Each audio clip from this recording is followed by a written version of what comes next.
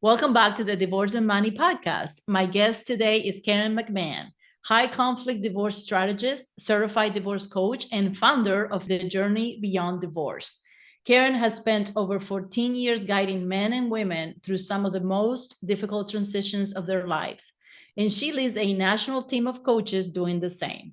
She's also the host of the Journey Beyond Divorce podcast, which has reached over 2 million listeners. Today, we are talking about something that doesn't get enough airtime: men and divorce, how they show up differently, what holds them back, and what it actually takes to come out of the other side. Marriage is about love. Divorce is about money. Without the right guidance, critical mistakes can have lasting financial consequences. That is where I come in. My name is Gabriella Martinelli, founder at Ever After Wealth. As a certified divorce financial analyst, I provide my clients financial clarity, strategic divorce planning, and long-term stability.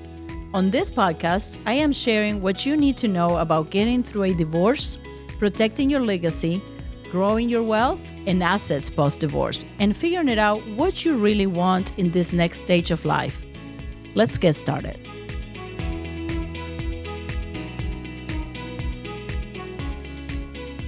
Welcome, Karen, to Divorce and Money.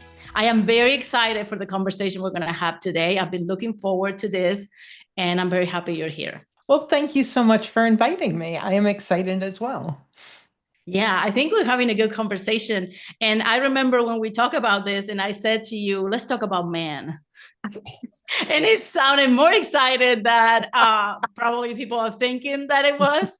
But in reality, and that's what I posed to you. And I know that we talked a little bit about this before, but it looks like everything is about the women, mostly when it comes about divorce. The majority of the conversations, the social media, the blogs, they're all about, women being in this situation, which I think we need to have the conversation. I do understand most of the time, or the majority of the time, the women are in a very bad position when it comes to divorce for various reasons, not just finances, emotional, sometimes abuse, et cetera, et cetera. But I almost feel, and I have seen in my business, the fact that I think we're forgetting the other part of this equation, which is the husbands, and is the men that are also going through this situation, which is also emotional for them, scary.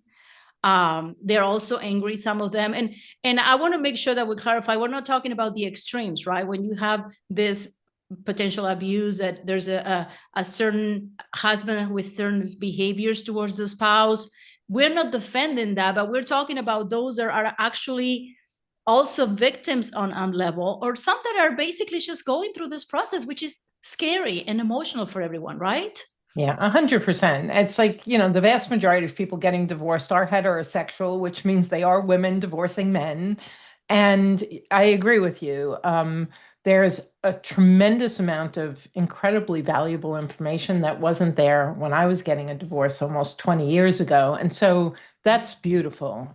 But when you look at, excuse me, the balance between what's out there for women and what's out there for men, it's pretty scant. And so I would say, number one, women in general have been raised to understand and communicate our emotions. Like that's our wheelhouse. In our society, men are told, don't cry, be a man, pull yourself up by your bootstraps. And so there's this culture of shutting down men emotionally. So they don't I say to people, we have a Crayola color box of like 64 colors when we talk about our emotions. Men have like the 4-pack. I'm hungry, I'm angry, I'm horny, and I'm something else.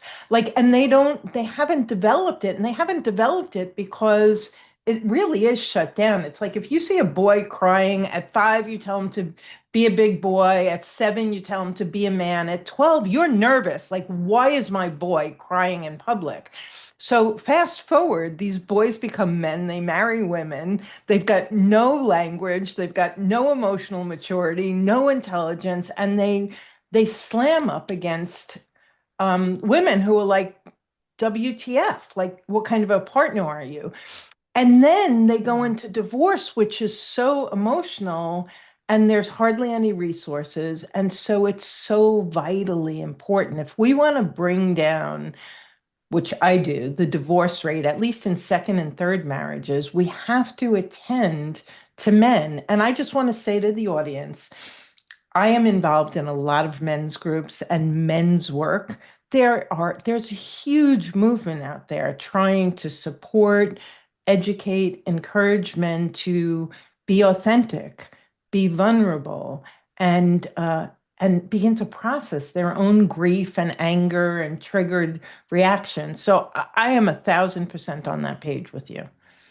Yeah, and I agree with you. And there's also and everything you said is right. And I have two boys, they're men now, and I'm really hope that I help them a little bit more to deal with their emotions. But there is also the fact that women, we need to be it's okay to depend on a husband or a boyfriend or someone else.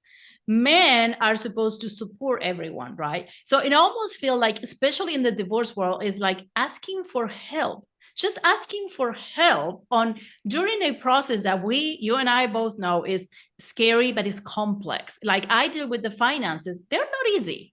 Like the divorce finances are very complex. And it almost feels like the men are supposed to know everything, deal with everything, and almost feel like if they need to go ask for support, first of all, it's hard for them to find because of what we just discussed, right? And it's also the fact that they should be able to do it on their own. In my particular case, and I don't know, and I'm curious about this, and I'll ask you this question because most of my clients come to me, the males, when someone else tells them they need me. Like they reach this point of like they can't take it anymore. They don't know which way is up. They don't know what 2 + 2 is anymore. Like they're like, I don't know. Like they're just giving up almost. And then they find this person, thank goodness, that says, hey, you got to talk to Gabriella. Go talk to her. She can help you. And I see the desperation and the hopeless hearts in that moment because they feel that they should know all this and do it. And a lot of them, the majority of them, are trying to do the right thing. They just don't know how to or what it looks like because they have the society pressure, the spouse's pressure, the court's pressure. So how do you see this man coming to you on their own voluntarily mostly, or is because somebody tells them you need help and they feel so desperate that they finally say, okay, I'll take it. I'll make the phone call. I talk to her. How do you see that happening, and how do you see that evolving hopefully in the next months and years? Yeah, I mean, it's hard for me to say if more men are referred by other strategic alliances. So many people come through our podcast, right? So uh, anyone who wants to educate themselves is going to be listening to your podcast and mine to gather what they need. And so a lot of times, I think that when people hear us and it's like, okay, I can resonate with this person, they're singing my song, they've got my perspective. What I find with men is number one, there's that rule that like men will never pull over and ask for directions when they're lost driving. And as much as that's Yes. a tongue-in-cheek thing, there is, again, part of the culture, like you should know, right? And in the men's groups that I'm in, they talk about a level of shame and loss of family, loss of being the leader within the family. And, I think that we're in a society right now where people are very quick to I got accused of gaslighting someone the other day because I told them how I felt. So I think that there's a lot of you're a narcissist, you're gaslighting. I had this one guy come to me. He was devastated that his wife was calling him a narcissist. Did he have issues? Yeah. Was he the best communicator? Probably not. And so all of a sudden, you're being told you're this evil, bad person.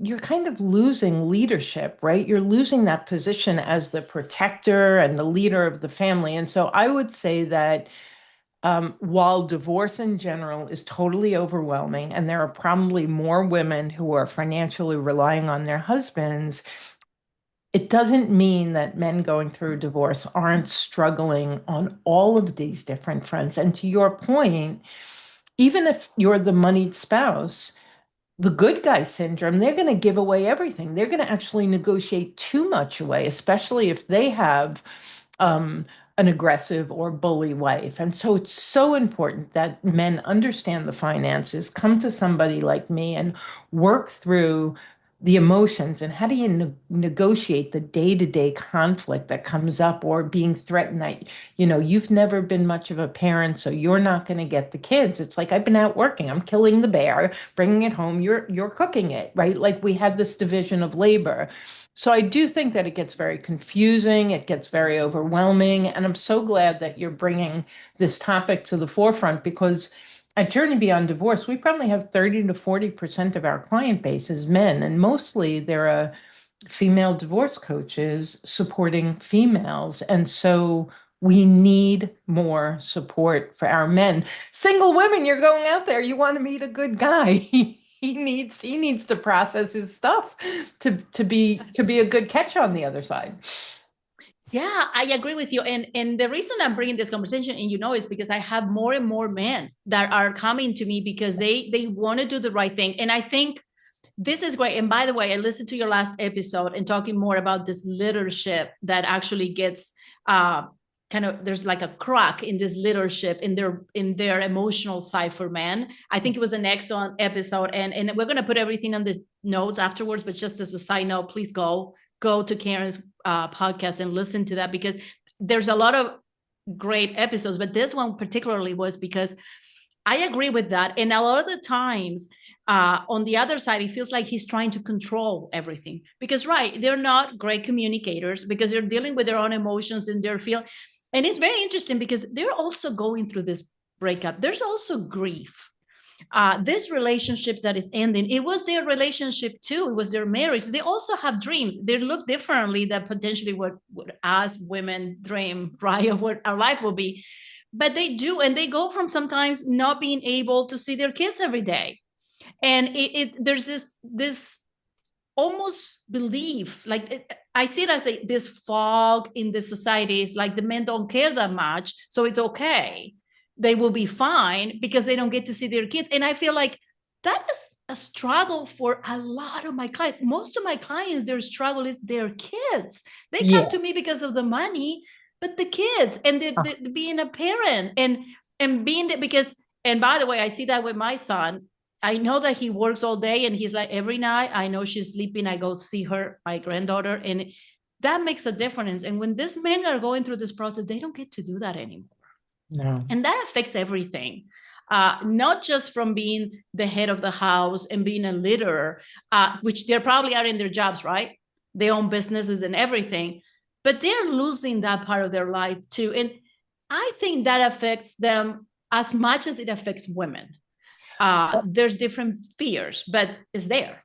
And I would say that, well, women can often have fear and a lot of concern. Men have shame, and Yeah. shame is one of the most debilitating emotions. And so it's not that I did something bad, like guilt is I did something bad, shame is I am bad, right? You embody that bad. And so I have a lot of men who come to me, they've been the primary earner. So one of the narratives is, you're not an active dad, you suck as a dad, you don't know what to do as a dad. And the truth is, during their free time, most of my men are on the ball field and they're helping out with the kids, but they're high achievers and they're working a lot of hours. And Right. there was an agreement. Just like the men who go, oh, well, you just stayed home, so you don't get any of the money. No, there was an agreement. Mom stayed home and raised the kids and ran the household. I have a guy whose dad stayed home and raised the kid, and he gets even more discriminated against because he's not just a man who's in divorce. He's a man who's in divorce who was the primary caretaker. The judge is literally not even giving him money, and it's just so all of these things happen. The shame thing is very big. I think it's important for us to realize that how we talk to any human being matters. And when somebody's going through, male or female, the crisis of divorce, for all of us to bring a little bit more grace and mercy and compassion to the table is going to help everyone because that triggered, out of control, fearful mom or shameful, shutting down dad, both of these parents are having an impact on their children that they don't want to have. The children are confused. Yeah. Children could start being the caretakers and become codependent. All types of things happen. And so when we can address our human beings with a little bit more intentionality, I think that it can help everyone, whether you're a financial professional or a divorce coach Right. or an attorney. Absolutely. Yeah. And I think, and this is interesting you mentioned that because I almost feel that men, what they do, because that's what they're trying to do, is they shut down their emotions, like we were talking about. So what happens, and I see it, is because they shut down the emotions, right? So they're not going through the emotions in a productive way, if you will, right? Trying to understand the communication and how you're going to go through this process, working with someone like you, because you need to work through those things, right? And this is not therapy, but you need to work through this particular emotions. And when they shut down emotionally, what do? They go into making decisions mode. So then I do believe that there's a whole other misunderstanding there of, oh, he's trying to tell me what to do, or he's trying to decide what we do, and he's trying to take advantage. No, I feel like he's just trying to do what he knows what to do, which is leading and making this decision. Is let's make it no, because he's trying to take advantage in his mind. This is the best way to do it because it makes sense, right? Well, because men want to fix it. And so Yes. if I can shut my feelings down and just get into action, it's one more avoidance of the emotions, right? It's like, okay, well, I'm Mm-hmm. not going to sit here with all of this uncomfortable stuff, but I'll call my attorney, I'll do a court order, or I'll tell, my soon-to-be ex that this, that, and the other thing should happen. And so I'll try to control things. Absolutely. And I think if I could just, on the emotional part, I Yeah. work with a lot of high achieving and C-suite guys. And so out in the world, they're rock stars. They're rocking it. They're so Yes. successful. And the shame and the fear of anyone finding out what's going on. And I do high conflict. So a lot of my men are actually abused behind the front door of their household. And so it's like, whether you are or you aren't, the shame of people finding out that there's this hot mess that I can sit down in the boardroom, I can manage a room full of people, I can negotiate multi-million or multi-billion dollar deals, but I have no Mm-hmm. control over my family. And so and not control, I didn't mean that control in a negative way. Like I'm not managing my household well. So that has a lot of shame. I have so many of my men will say to me, "You're the only person I'm talking to about this." And that breaks my heart because we need to process. This is such a big transition. And Yeah. I coach my men to find the friend who wants to talk about more than the football stats that they could call and be honest and see if you can start having some calls with some of your buddies that go back a long time, and they're really surprised and impressed. And it ends up being, how they're all little treasures and gifts along the way. So for my men, one of them is that, like, wow, I can reach out to Joe, and he didn't laugh at me, he didn't put me down, he actually told me something vulnerable about him. And then we started having a deeper relationship than we ever had before. So that's a beautiful thing. I have men who say to me, "Do you have any men? Like, could you match me?" And I have. I've matched my men Wow. on numerous occasions. I'll call a former client and go, "Hey, you know, Jack is in this position. Would you be open?" Yeah, absolutely. Have him call. So, in my own little ecosphere, I see what's needed. And I have to be honest with you, Gabrielle, there are so many men out there doing what's called men's work. And I've joined a community of them. And they are working so hard because they've gone through it themselves to up level the emotional intelligence and the skill of communicating. If you're a CEO, the way you communicate in the boardroom has to be different than how you communicate in the Yes. bedroom. Otherwise, you're blowing shit Yeah. up. Yeah. And well, and a lot of the times that happens, right? Like we are, if I am in a mediation and I have the husband that is like you said, they do this transactions, $1 million transactions, and they just speak in a different way. And I'm like, this is not how you can bring this on here, because you're not dealing with another CEO here that you're gonna, it is a business transaction from the financial point, and that's how I want you to see it here in the closed doors, but that's not how we talk about it, because there's the way that you communicate, it kind of like makes it or breaks it most of the time. But you said something, and I was talking about that, and I didn't want to miss it.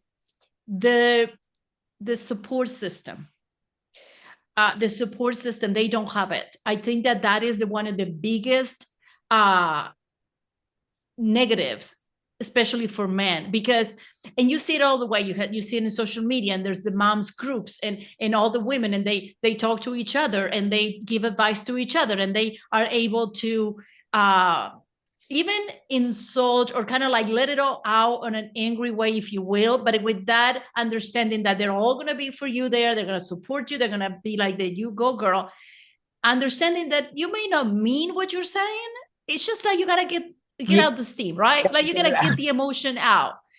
Men don't have that. They don't have the ability, they don't like to talk about emotions, and I think that that is such a big part of this process, and that's why someone like you is so important, because it almost feels like you are uh I like that you're being matchmaking, making friends with the men to connect with each other. I love that. I think that that is amazing. But I almost feel like you in the beginning are that person, are that support system, the person that will listen to them without judging and helping them understand what they're going through and how they could make it better so they can move forward, right?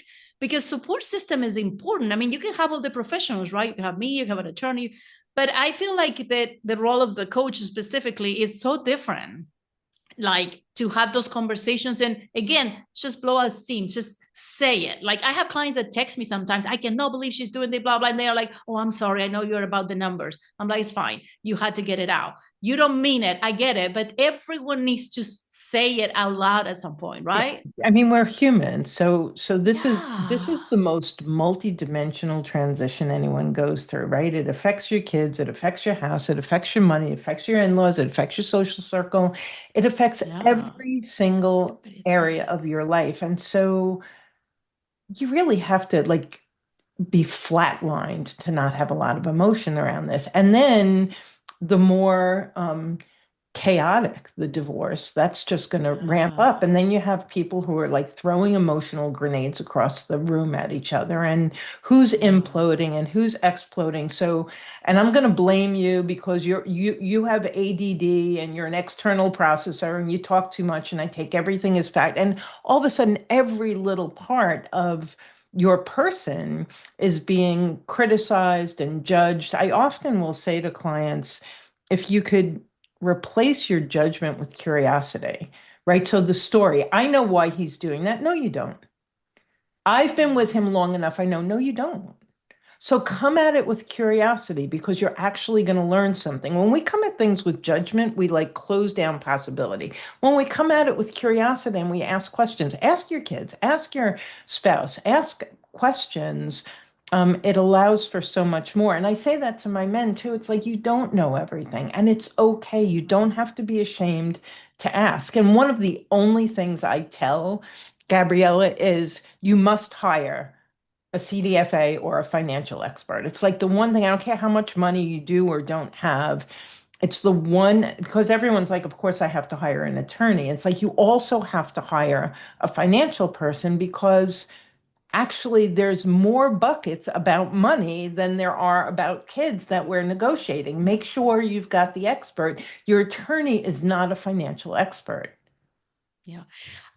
And I appreciate that. And I know that you feel that way about, and I will tell you this, I almost feel that before you call anyone, you call the coach. That's what I always say. You call the coach, you call the CDFA, and then we all call your attorney together. Because unless there's abuse or somebody took the kids, those type of things that you need an attorney right away because you got to get in court, there is no reason for the attorney to be the first person you call. There's really no reason for that, because I feel like there is this it is how it's been, I guess, is a legal problem. Divorce is a legal issue. No, no, it's an emotional situation and it's a financial situation. You need to have, and by the way, you cannot resolve your finances if you don't have a hold of your emotions because it's a big whole mess. Like it really is. And Yeah, it doesn't matter how smart you are. Like I've seen, again, most of my clients are business owners and physicians that own their practices. They're making millions and millions of dollars and they cannot think straight when it comes of to course. divorce because it's the emotional part. So it's like I'm almost feel like we're doing all this backwards. You don't need the attorney unless there's some kind of emergency that needs to get you in front of a judge because somebody took off with the kid or somebody, those type of things that require an emergency. But if there's no an emergency, you need some other support before you get to the attorney, which is also more cost efficient, right? And doing it the right way. I'm going to say there's a danger in hiring an attorney too early on. So many of my clients hire an attorney, and I'll say, so what kind of an attorney did you hire? Well, a matrimonial attorney. Well, are they collaborative or are they a mediator? Do they litigate? And they look at me like, Yeah. what? What? Yeah. So now you've hired an attorney without knowing that there are different pathways through divorce, and now you landed on a pathway. The one Yes. caveat I would say is I always suggest not to retain, but find an attorney that is recommended and go and find out what your legal rights are because your spouse is whispering in your ear how you're not going to get the kids, you're not going to get the money, you're not going to get the house, whatever. And in my audience where it's more high conflict and my clients have more of a loss of self, whether they're male or female, a loss of self, they'll Yeah. believe that because of the power imbalance, they believe the bullying voice. So it's like, no, go to the expert, the people who do this Monday through Friday, get your legal rights, and then pause, and then get your emotions Yeah. in order, get your house in order, get your finances in order. I agree with you there. And I think that is true. I think an attorney can make or break a case. And I always tell you had to be very careful again. And I work with attorneys for 15 years. I see the attorneys way before anybody sees them. I can talk to an attorney for 5 minutes and I know exactly what the attorney is doing. And I do believe that there's a lot of attorneys that they make money the more conflict that there is a reality. That's what attorneys do because they get to bill you more. That's how it works. Is specific unless you find the attorney that is mediation oriented, that is not a litigator, that is going to try to advise you but also help you understand how you can strategize and resolve this with the least amount of conflict. And in reality, kids and money, that's what really gets people going because there's always someone that is going to use the kids against the other and the money against the other. Like it's just like a thing, is a Yep. theme. So when I tell my clients, okay, have a consult with an attorney, I usually try to refer them to a couple of attorneys. And I always tell them, do not hire your attorney. Like, do not decide on an attorney right now. Talk to them, pay the money, right? But even when it comes to that, I always tell them, let's you and I work together for a minute. So when you go to the attorney, you can ask the right questions. 100%. Because if you don't know what the money is or what are you talking about, they're going to give you some kind of like, I always tell them, I said, they're going to give you like 101 divorce law type of thing, because it could be this, it could be that, it could be. But unless you know what your numbers stand, you don't have any idea of what it is. So I always tell them, I say, go have the consult, but maybe talk to me first, but then step back with that knowledge and then get your emotions in order. Because if you're like, I see so much bullying from the female side onto my male clients. 100%. It is so, has been so eye-opening for me in the last few years because I'm like, everything we hear is about the other way, but oh my God. Yeah, I've worked with so many like brilliant men doing beautiful things in the world, and then but they've got their, they've got their Yeah. wounds, and they're Yeah. in relationship for decades with somebody who's been telling them how bad they are, how wrong they are. And some of these men, it's like, I can't make enough money and I can't make it fast enough. And she's just spending it. Now she's telling me Yeah. I'm gonna walk away with, and I think I'm gonna be like living in a basement apartment. And I'm like, hold, hold everything here. Like, you need to stop listening to her, first of all, because did you tell me your wife was a matrimonial attorney? I like to bring humor in. It's like, because I if love she it. isn't, you should not be listening to her.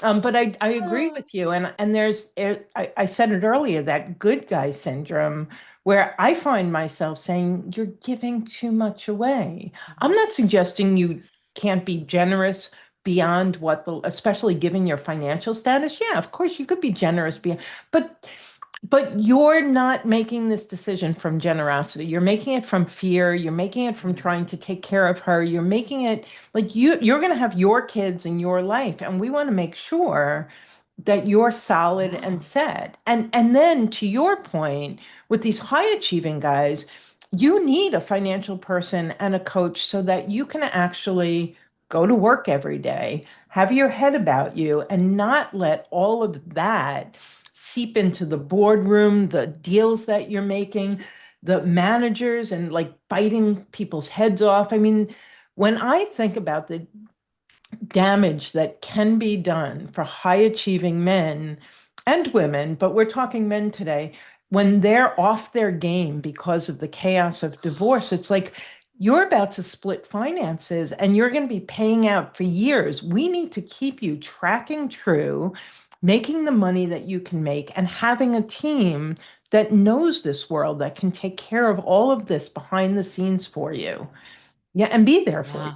And and I know we talked about this a little bit the last time, and I think I was when I was in your podcast. And this, I see this trend all the time, and we need to be very careful with this. I work with a lot of business owners and physicians that own their practices, and there's this common thing of, oh, now that we're going through a divorce, the business is not doing that great. Oh yeah, sure, right now the business is not doing that well, and I think we need to be very careful with that because the person that runs the business is going through a divorce and is dealing with these emotions and is trying to push the emotions down and is trying to keep up with the business while also going through this major life transition. And I'm sorry, but there's no way that a business run by someone going through this process will not be affected, and is not on purpose. I will tell you, I just was coaching a client yesterday. He owns his own firm, and a number of things have happened to move it along. And he sat there and he's like, I'm back. And I literally saw a different human being. And he has been so overwhelmed and so I told him, I said, go get a bunch of Reiki. You've got so much trauma in your Mm. body that I want you to release so that you can actually be back. But his Ah, eyes were clear. We were having a sharper conversation. I've been working with him for a couple of years, and it's just been wow. a living hell. There's no way he's at the top of his game. With my support, he held it together. Right? Without the support of a good coach who knows what you're going through, oh my God, there's too much at Impossible. stake. There's just too much at stake. I Yeah, agree a hundred 100%. percent. And I will also say there are absolutely those people. And I've had a number of my Yes. women who, it's like my Yeah. husband, like his entire cardiacs, practice went in that everybody stopped having heart problems and he's not making any money and he's worth $100,000 and all of this BS. Like that happens 8 days a week. But Yes. it's not that black and white is our point. It is not black and white. And you also and again, for me, I look at numbers don't lie, but you can see it because you need to understand that everyone is going through this process, not just the wife, but the person that is running the business. So what does it look like? Let's say, how do you, practically speaking, you're talking to a client and you're working with a man, right? And we want him to regulate his emotions, in a sense that we want him to understand. In practicality, how does that work when you work with them? How does someone, a man that is trying to work through these emotions so he can be better at his business, making decisions, going through this process, present for his kids, and making the best decisions because he has to make very significant life-changing decisions financially? How does it look like, practically speaking? How does that look like for a man that is working through these emotions, through this process with someone like you? Yeah, it's a great question. And the truth is, a coach or a therapist, we're speaking to somebody's prefrontal cortex, their executive brain. The emotions do not live there. They live back here in your amygdala, in your reptilian brain. And so all of the coaching in the world is only going to go so far. So I've done some basic training on somatics. And so I give all of my clients these 10 and 15-second drills where you can immediately come back into your body and center. These are things you can use while you're in the middle of a boardroom meeting and nobody's going to Mm, know. And so I have some tricks up my sleeve that I teach my love it. clients.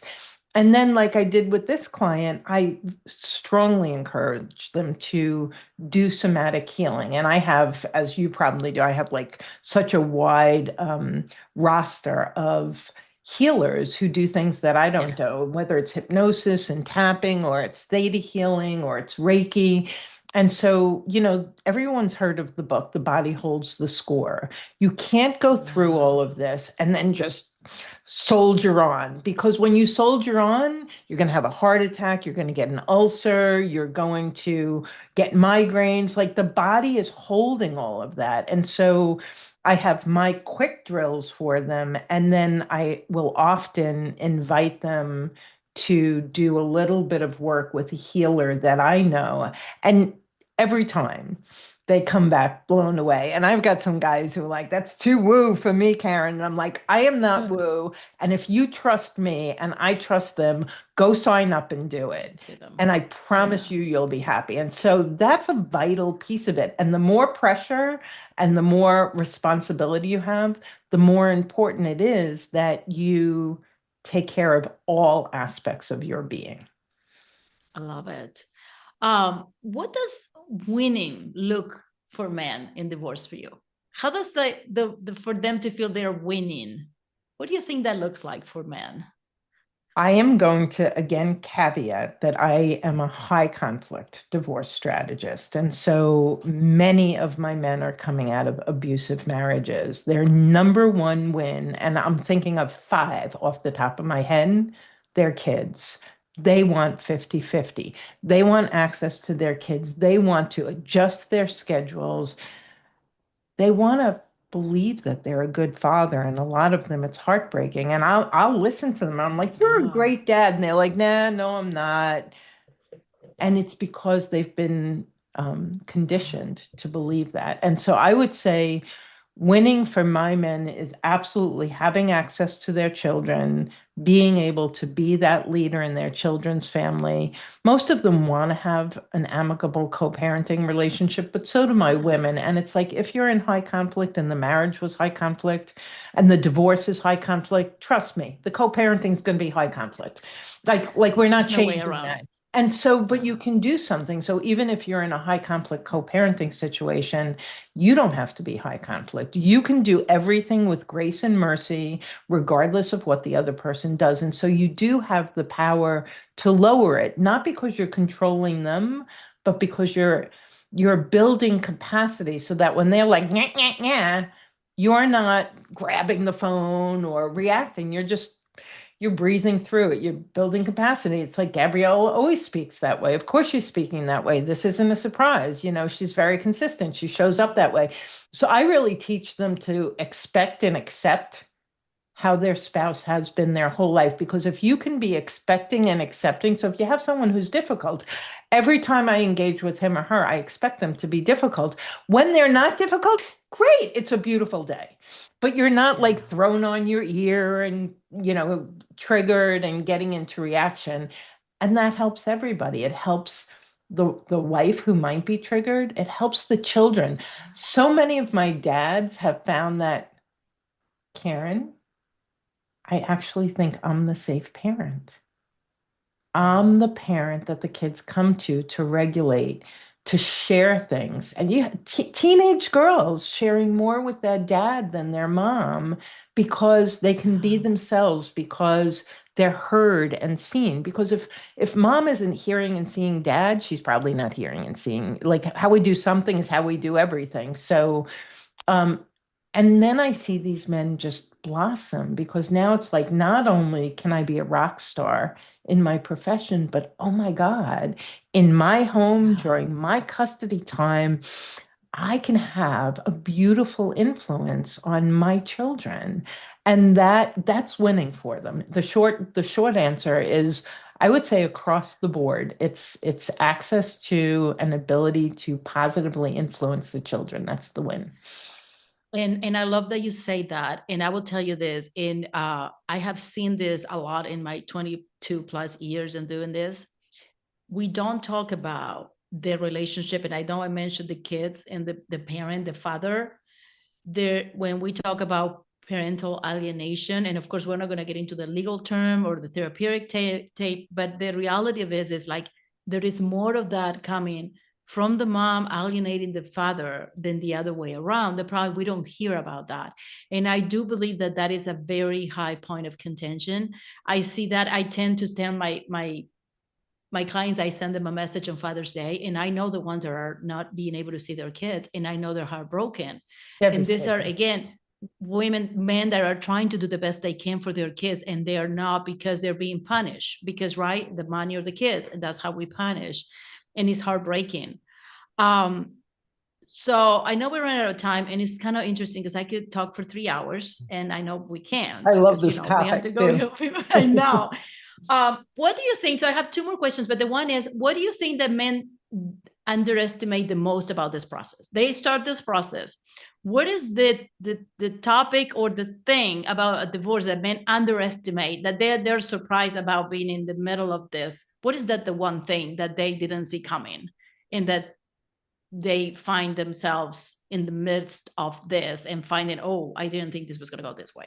It's the emotions. The It is emotions. that they are absolutely, because men really in our society, they soldier on. And, Yeah. you know, there's that saying that, divorce is only second to death when it comes to grief. I'm sorry. I think divorce goes above death because you're losing your family, you're losing your kids. And so here I am with not a lot of an emotional vocabulary. I don't have a posse of friends to talk to. Um, I have all these stories. We all have stories, right? And so the stories are absolutely decimating all of us. And so but I Yes. don't even have a friend. I don't have a girlfriend who's going to go, girlfriend, that's so silly. No, I'm keeping it all in. Maybe I have a coach that I talk to, once a week, but the emotions and the roller coaster of all of the emotional pieces slay them. And I want to say this because we talked earlier about community. I am building a directory of men's I groups. love it. I've tried to run men's groups, and after meeting these men who do men's work, I'm like, that's why it didn't work. They're supposed to be in a group with you guys, not with me. So Right. I am on a mission, and I found beautiful men's groups. Some are virtual, some are local across the country. And so I'm building a directory, and I'll share it Oh, I with you love since you it. do a lot of work with men. Yeah. And there are certain groups that are more for the executive man, and there are a ton of groups that are just for divorced dads, just a place where divorced Ah, dads can go. They exist. If you're listening and you're wondering, write me, ping me. I will yes. find out someplace that you can go to. The more we can get our men with men talking about their struggles, the more we're going to be healing this world. I absolutely love this. And yes, please, I would love to have a list of this community, but also our listeners. I'm going to put all the information for Karen. Please reach out to Karen. I think that this is fantastic because, like I said, it's almost like this is all hiding. Everybody is hiding this, and the men are really needed in, because we're talking about the divorce statistics. They're really up the roof. Well, it's not just the women going through the divorce, their husbands are going through these divorces too. And I think it's so important that they know the support is there, no judgment, simply understanding that they're also going through this process. So I love that. And so we have said so many things. You have said so many things that are so important that I think they're going to be great for our audience. And I want the men to feel that there is someone there to help them, that they don't have to go through this alone. They are also going through this process. So out of all of the things that you said, that what is the one thing? What is the one thing that before we end here, you want them to know? What is the thing that they should do next if they find out the wife wants out or they want out, right? That might be their decision. That doesn't mean it's easier just because you make the decision. So what is the one thing you want them to know? Like if they don't listen to anything and they just listen to the last 2 minutes of this podcast, what do we want to tell them? I'm going to give a tip that I give at the end, and then I just want to tell you an offer that I have. So I have a saying, because I find that when things are really chaotic, having a mantra is always great. And so my favorite mantra is every upset is a setup. When I'm upset, I am being invited not to look at her and judge her, but to look in the mirror and say, what's my part? When I use every upset as a setup to do my own personal work, everything that's a trigger becomes a gift. And I go through this, and this is what I do with my life. I've raised my kids this way. Every upset is a setup. I'm triggered. I have a wound I have to heal. I might have a behavior I need to refine. I may have some forgiveness that I need to work on. I may need to change my tone. Instead of, yes, she could have done A, B, and C wrong, look at your part and you will grow and you will be the best person, the best partner, the best parent. And that's really what we're looking for everybody. So every upset is a setup.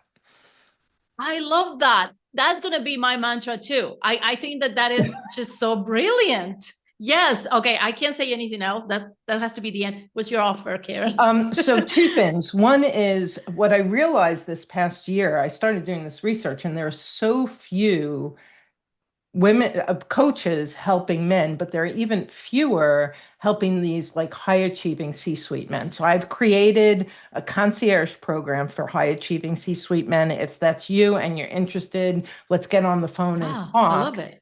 And my entire team is skilled at working with men. So no matter where you are financially, if you go to rapidreliefcall.com, you'll grab our calendar and you'll get one of my team members. We'll do a full out coaching session with you to help you see what coaching is like, where you need help, and give you some baby steps to go forward. If you specifically want to work with me, I can just leave Karen@journeybeyonddivorce.com in your show notes, and you can reach out and we'll schedule something.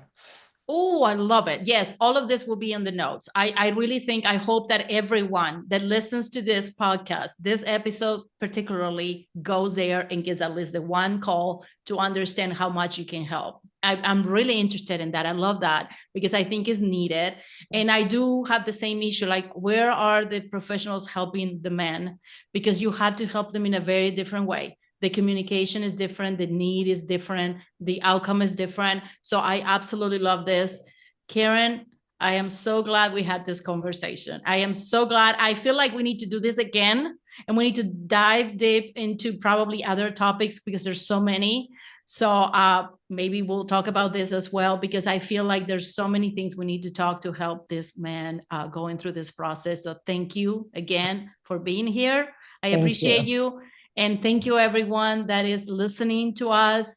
Please go see Karen, visit her website and her podcast. There's a lot of information there.